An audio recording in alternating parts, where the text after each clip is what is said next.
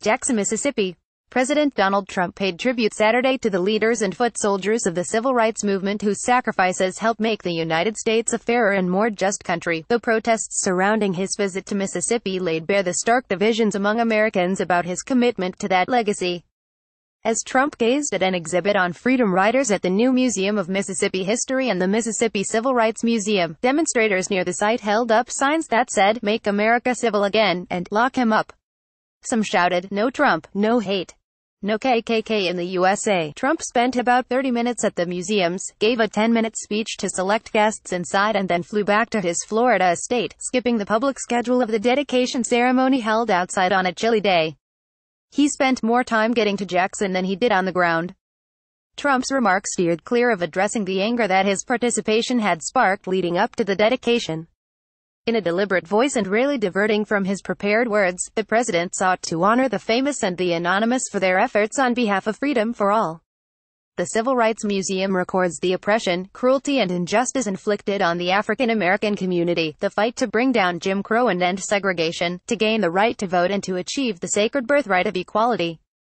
"And it's big stuff. That's big stuff," he said. "Those are very big phrases, very big words. Here we memorialize the brave men and women who struggled to sacrifice so much so that others might live in freedom," he said. The national president of the NAACP and the mayor of Mississippi's capital city said they kept their distance from Trump because of his pompous disregard for the values embodied by the civil rights movement. Derek Johnson, head of the nation's oldest civil rights organization, and Mayor Chokwe Lumumba said at a news conference that they looked forward to a grander opening of the museum that they can attend. Johnson, a Mississippian, charged that Trump opposes labor rights, education, health care and voting rights for all Americans. "We will never see the stage to an individual who will fight against us," Johnson said. "We will not allow the history of those who sacrificed to be tarnished for political expediency." Johnson and Lumumba spoke to about 100 supporters, including some who participated in the civil rights demonstrations of the 1960s, at Smith Robertson Museum and Cultural Center, which was once the first public school built for African Americans in Jackson. Now it's a museum to Black history and culture.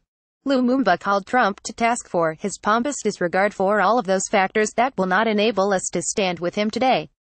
The state's Attorney General, Jim Hood, criticized Republican Gov. Phil Bryant for inviting Trump. "It threw cold water in the face of people who fought the battles for civil rights," Hood said. Trump, in his speech, reflected on the past and hoped for a bright future, drawing on the achievements of civil rights veterans. "Today we strive to be worthy of their sacrifice. We pray for inspiration from their example. We want our country to be a place where every child from every background can grow up free from fear, innocent of hatred and surrounded by love, opportunity and hope.